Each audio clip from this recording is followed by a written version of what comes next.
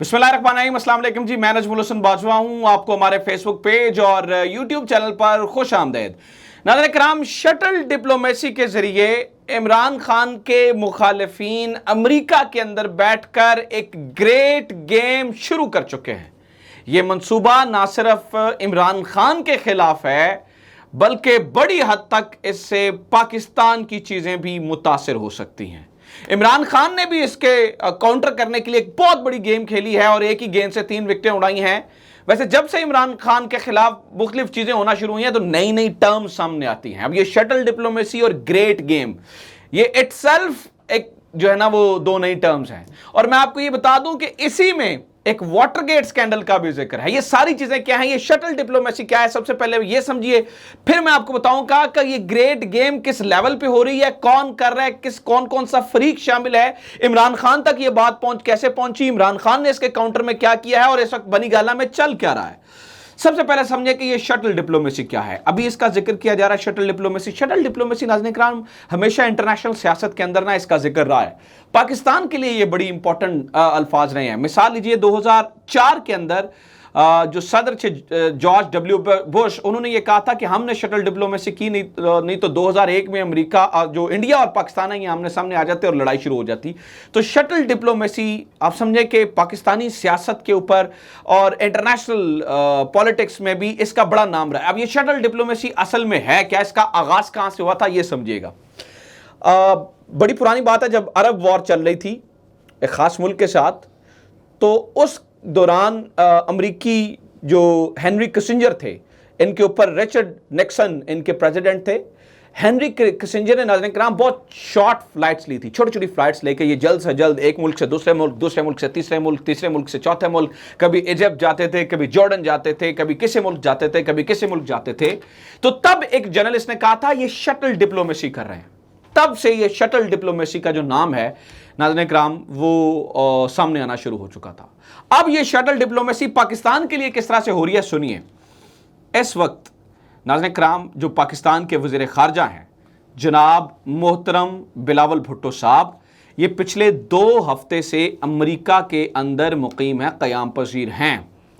अब आप इसे कोइंसिडेंस कहिए या आप इसे ग्रेट गेम कहिए कि ऐन उस मौके के ऊपर जब बिलावल भुट्टो जरदारी साहब अमेरिका के अंदर मौजूद हैं, उसी मौके के ऊपर इंडियन वजीर खारजा एस जयशंकर भी अमेरिका के अंदर मौजूद हैं। अब जो इतलात वहां से आ रही हैं वो क्या हैं, वो ये कह रहे हैं कि यहां पर अमेरिका के अंदर पावर शेयरिंग फार्मूला के ऊपर काम किया जा रहा है। पावर शेयरिंग फार्मूला से मुराद समझिए, क्योंकि जब से वैसे बिलावल भुट्टो साहब आए हैं, वजीर खारजा बने हैं, तकरीबन 1 हफ्ता इन्होंने पाकिस्तान में क़याम किया। पिछले 5 महीने से ये दुनिया के मुख्तलिफ मुल्कों में घूम रहे हैं, अपनी तारे सीधी कर रहे हैं, अपने मुस्तकबिल के रास्ते आसान कर रहे हैं। इसी तरह से ये पिछले 2 हफ्ते से मौजूद हैं। और अब बिलावल भुट्टो साहब जो है ना वो नई गेम क्या कर सकते हैं, जो मुबैना तौर पर वहां से इत्तलात आ रही हैं, वो ये हैं कि पाकिस्तान को कन्विंस किया जा रहा है। भारत और पाकिस्तान बहरहाल दोनों को कन्विंस किया जा रहा है, लेकिन इसमें ज़्यादा पाकिस्तान को कहा जा रहा है कि क्या किया जाए, बॉर्डर सॉफ्ट किए जाएं भारत के साथ जो है जैसा है कि बुनियाद के ऊपर आगे चला जाए। आर्टिकल 3 वो जो आपको पता है माफ कीजिएगा 70 वाला मामला है, उसे आगे निकल कर बढ़ा जाए। इसके लिए जो है ना वो ट्रेड खोली जाए। और असल में ये चाह ये रहे हैं कि दोनों को बच्चा जमूरा बनाकर एशिया को कंट्रोल किया जाए, यानी कि भारत और पाकिस्तान दोनों को बच्चा जमूरा बनाया जाए और किया जाए।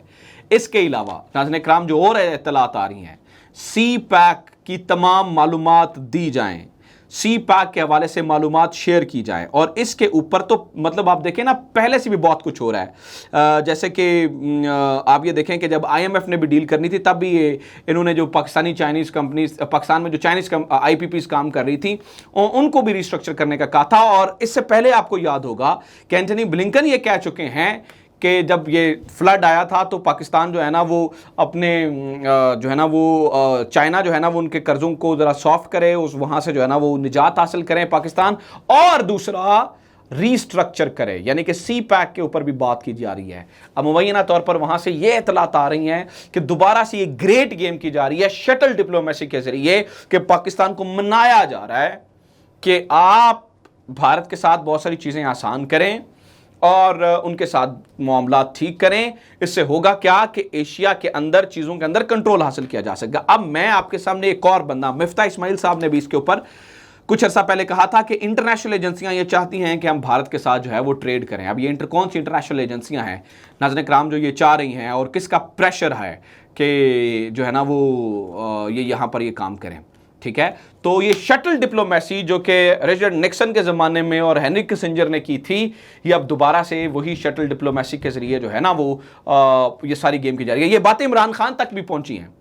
عمران خان نے اس کے اوپر کیا کیا ہے وہ ذرا سننے سے پہلے یہ ذرا سن لیجیے. جو رچرڈ نکسن ہے نا، یہ بڑے ایک دلچسپ آدمی ہیں.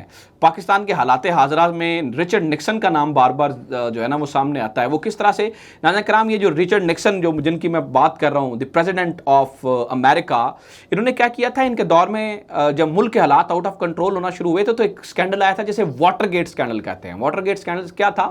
یہ بعد میں جا کے پتا چلا کہ ہوتا یہ تھا کہ جو پریزیڈنٹ ہاؤس کی باتیں تھی وہ ایک دم سے لیک ہو جاتی تھی، تو جو توجہ ہے وہ ان باتوں کی طرف چلی جاتی تھی عوام کی، اور ملک کے مسائل سے توجہ ہٹ جاتی تھی. جب بعد میں انویسٹیگیشن ہوئی تو پتا چلا یہ رچرڈ نکسن جو ہے وہ بذات خود کر رہے ہیں. تو آج کل جو پاکستان کے اندر آڈیو لیکس ہو رہی ہیں، یہ جو ساری یہ چیپٹر چل رہا ہے، یہ بھی اسی واٹر گیٹ سکینڈل سے ملتا جلتا ہے. اسی طرح سے بعد میں آپ کل کو جب کبھی جا کوئی ڈاکومنٹس نکلیں گے، تحقیقات ہوں گی، تو پتا چلے گا کہ کون کیا کیا کرتا رہا ہے، کون کس طرح سے جو ہے نا وہ چیزیں کر رہا ہے. اب یہ بات ناظرین کرام، یہ جو سب کچھ ہو رہا ہے، یہ عمران خان آبویسلی ہمیں پتا چل رہی ہے تو عمران خان تک بھی پہنچی ہے. عمران خان کے قریبی ساتھیوں میں سے جو ہے نا وہ معلومات ہم تک پہنچیں کہ عمران خان اس کے اوپر ابھی انہوں نے ایک واضح پیغام دیا تھا جب ان سے رابطہ کیا گیا تھا مختلف چیزوں کو لے کر. تو انہوں نے کہا تھا کہ تب تک ہم بات نہیں کریں گے اس معاملے میں جب تک جو ہے نا وہ ہم جو ہے نا وہ کسی خاص پوزیشن میں پاکستان کے اوپر نہیں آتے. اور انہوں نے پیغام دیا تھا کہ ہم ایسی کسی بھی چیز کا پارٹ نہیں بنیں گے. اب اس بات کو سمجھیے گا کہ عمران خان جو ہیں وہ ایک چیز چاہ رہے ہیں کسی طریقے سے. اب اس پلان کی دھجیاں کیسے اڑ رہی ہیں؟ عمران خان یہ چاہ رہے ہیں کہ اگر وہ الیکشن جیت جاتے ہیں تو 3 جو بڑے کی پلیئرز ہیں ان کو ناک آؤٹ کر دیا جائے گا، اور اس کے اوپر کام شروع ہو چکا ہے کیونکہ پی ٹی آئی جو ہے نا وہ الیکشن جیتی ہوئی نظر آ رہی ہے. وہ یہ ہیں کہ ایک پاکستان کے وہ سیاستدان جو اس گیم کا حصہ ہیں، دوسرا ان سیاستدانوں کو بلانے والے، اور تیسرا یہاں کے اور کچھ طاقتور لوگ. ان سب کو ایک ہی گیند سے ناک آؤٹ کیا جا سکتا ہے، اور وہ گیند ہے کہ اگر عمران خان جو ہے وہ الیکشن جیت جاتے ہیں. تو اب یہ سمجھیے کہ عمران خان کی پولیٹکس کو لے کر، عمران خان کی سیاست کو لے کر صرف نیشنل نہیں بلکہ اب انٹرنیشنل بھی چیزیں ہو رہی ہیں. تو جو چیز آپ کو وہ ایک یک طرفہ نظر آ رہی ہے نا ناظرین کرام، اس کے بہت سارے اینگلز جو ہیں نا وہ اس وقت نظر آ رہے ہیں. بہرحال یہ تو رہی انٹرنیشنل بات. میں کچھ چیزیں جلدی سے آپ کو جو ہے نا وہ 2-4 منٹوں میں 1-2 منٹوں میں ذرا بتا دوں کہ نیشنلی بھی کچھ چیزیں چل رہی ہیں. جیسے کہ اس وقت جو ہے نا وہ پی پی اور نون کے درمیان معاملات بہت زیادہ خراب چل رہے ہیں. سی او ایس یعنی کہ chief of the army staff کے نام کے اوپر دونوں کے اندر جو ہے نا وہ اس وقت جو ہے نا وہ تقسیم ہے. سائفر کے معاملے کے اوپر بھی تقسیم ہے کہ نون لیگ چاہتی ہے کہ اس کو کھیلا جائے، عمران خان کو پھنسایا جائے. حالانکہ سائفر والے معاملے کے اوپر ناظرین اگر دیکھا جائے تو آفیشیل سیکرٹ ایکٹ بذات خود ان لوگوں پر لگتا ہوا نظر آ رہا ہے جو لوگ عمران خان کو پھنسانے کی کوشش کر رہے تھے، کیونکہ انہوں نے جو ہے نا وہ سائفر کا نمبر جاری کر دیا ہے.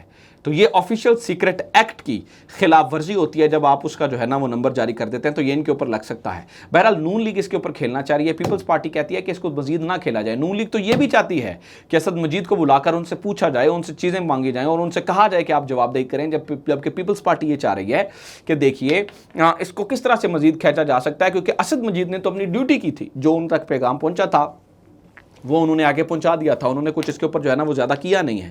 تو اس کے علاوہ ناظرین کرام اور بھی بڑی ساری باتیں ہیں. وجاہت سعید خان صاحب تو اور بھی بڑی ساری چیزیں کہہ رہے ہیں. میں خیر وہ یہاں پر شیئر نہیں کرنا چاہتا. وہ کہتے ہیں جی جو کچھ امریکہ میں ہو رہا ہے، بلاول کے علاوہ بھی کچھ ایکٹیویٹیز ایسی ہو رہی ہیں جو کہ جو ہے نا وہ واشنگٹن میں ہونی چاہیے تھی یا وہ نیو یارک میں ہو رہی ہیں. خیر میں اس چیز کو ڈسکس نہیں کرنا چاہ رہا، لیکن اس ضمن میں اس معاملے کے اندر بہت کچھ جو بلاول کر رہے ہیں اور بہت کچھ اور بھی جو ہے وہ ناظرین کرام چیزیں وہاں سے پتہ چل رہی ہیں، جو معاملات وہاں پہ چل رہے ہیں. تو یہ اب تک کی خبر ہے. امید کرتا ہوں یہ ویڈیو آپ کو پسند آئی ہوگی. ویڈیو زیادہ شیئر کریں، چینل سبسکرائب ضرور کریں. اپنا خیال رکھیں. خدا حافظ. پاکستان زندہ باد.